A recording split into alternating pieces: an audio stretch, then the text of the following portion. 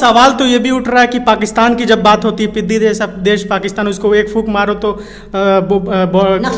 नक्शे से भी चला जाएगा। उस पर तो सरकार 56 इंच के सीना दिखाती है, लेकिन इस समय इतना मतलब चाइना से ईंट का जवाब पत्थर से करने की बात भी नहीं करी। इस समय आपको क्या लगता है कि जैसे सोशल मीडिया पे ये आ रहा है कि मोदी सरकार थोड़ी डाउन होगी, आपको क्या लगता है? मोदी सरकार तो हमेशा से डाउन थी, झुटला रही थी। इन्होंने सिर्फ 56 इंच का सीना कागज में दिखाया, इनका कोई 56 इंच का सीना नहीं है। हाँ, 56 इंच की जबान चलती है इनकी, अदरवाइज इनके पास 56 इंच का कुछ नहीं है। पाकिस्तान पे सर्जिकल स्ट्राइक हो रहे थे, ये हो रहे थे, सब इन्होंने फर्जी करे, चाहे वो पुलवामा अटैक हो, चाहे कुछ भी हो।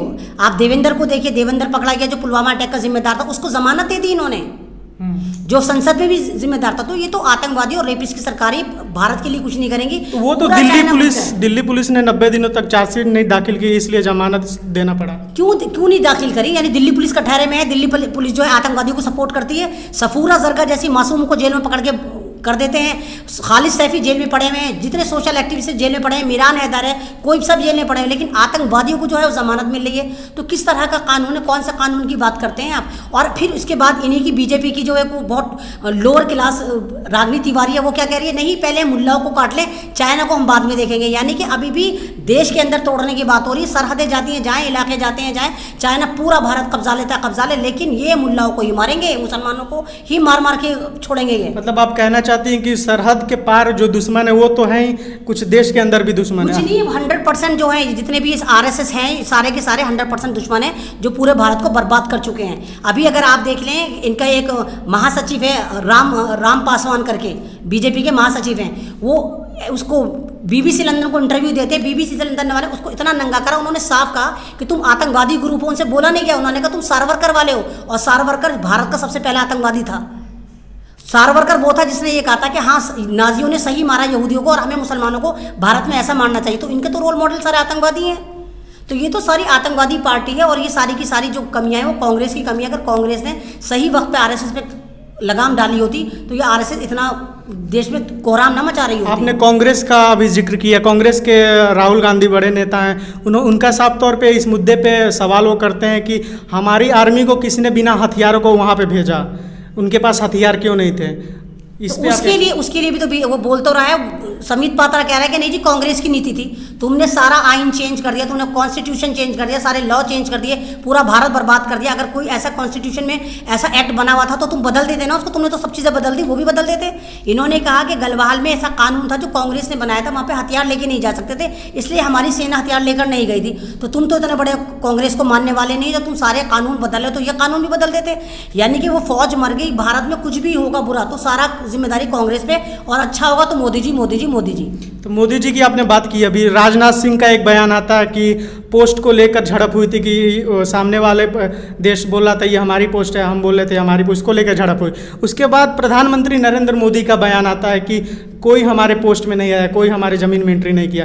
तो आपको क्या लगता है कि कौन झूठ बोल रहा है, राजनाथ सिंह सच बोल रहे हैं या प्रधानमंत्री नरेंद्र मोदी जी सच बोल रहे हैं? अरे परितोष, इनके साथ तो ये है कि ये जितने भी नेता बोलेंगे सबके बयान जो है ना वेरी करते हैं, हर एक अलग स्टेटमेंट देता है। राजनाथ साहब भी थोड़ा थोड़ा सच बोल रहे होंगे, लेकिन अगर आप उठाकर देखिए, इंटरनेशनल न्यूज़ उठाकर देखिए, लद्दाख हमारे हाथ से जा चुका है, गलवाहल झील हमारे हाथ से जा चुकी, एक है चिकन नेक कॉरिडोर, एक पतली सी जगह, अगर उसको चाइना कब्जा कर लेता है, हमारे हाथ से सीधी सीधी 8 स्टेट जाएंगी और 35 करोड़ पब्लिक हमारे हाथ से निकल जाएगी, बिल्कुल अलग हो जाएगी। और चाइना वहाँ पर आ चुका है, हिमाचल अरुणाचल प्रदेश तक आ चुका है, लेकिन ये तो कह रहे हैं कि अंदर आया ही नहीं है। नेपाल को भी आप देखिए, नेपाल ने भी नक्शा पास कर दिया है। तो इनके नेता तो सब उल्टे सीधे बयान देते, सिर्फ ट्विटरबाज हैं और कुछ नहीं है। ट्विटर पे ही मदद करते हैं, ट्विटर पे ही इन्होंने खाने खिलाया, ट्विटर पे इन्होंने दिखाया कि भारत में इन्होंने मजदूरों के लिए क्या करा, मुसलमानों के लिए क्या करा, अदरवाइज ग्राउंड रियलिटी इन्होंने कुछ नहीं करके दिखाई।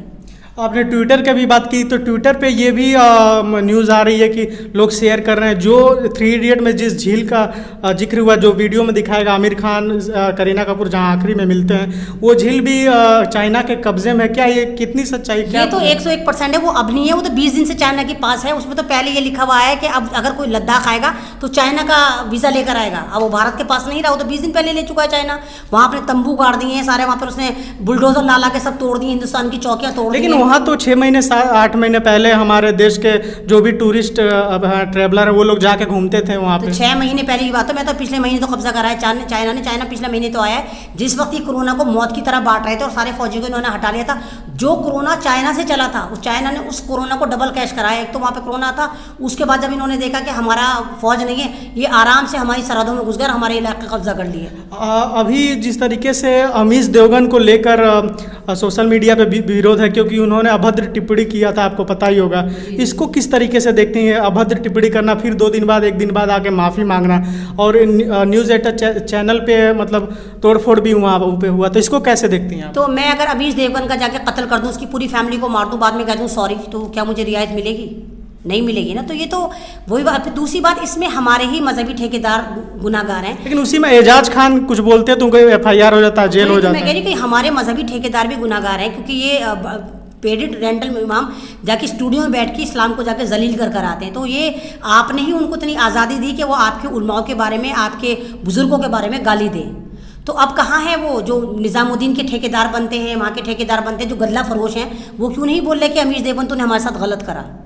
तो ये अमीश देवगन बेशक उसने बहुत गलत करा, लेकिन इस गुनाह को करने में सारी की सारी हमारी कम्युनिटी जिम्मेदार है। वो जिम्मेदार है जो वहाँ पे उसके चैनल पे जाके इस्लाम को गलत कहलवा। क्या अमीश देवगन को आप कभी माफ़ कर पाएंगे या माफ़ कर दिया? नहीं, मैं तो खैर माफ़ नहीं करूँगी। मैं तो इनको सबको आतंकवादी चैनल ही कहती हूँ। तो सब आतंकवादी चैनल है, मेरी रियासत उन पर बैन होना चाहिए। और आप यकीन करिए, अगर ये इंटरनेशनल मीडिया होता ना, अब तक ये जेलों में सड़ रहे होते, इनकी जमानत भी ना होती। अगर ये वाकई इंटरनेशनल मीडिया होता है, तो ये आतंकवादी भारत में है चारों के चारों।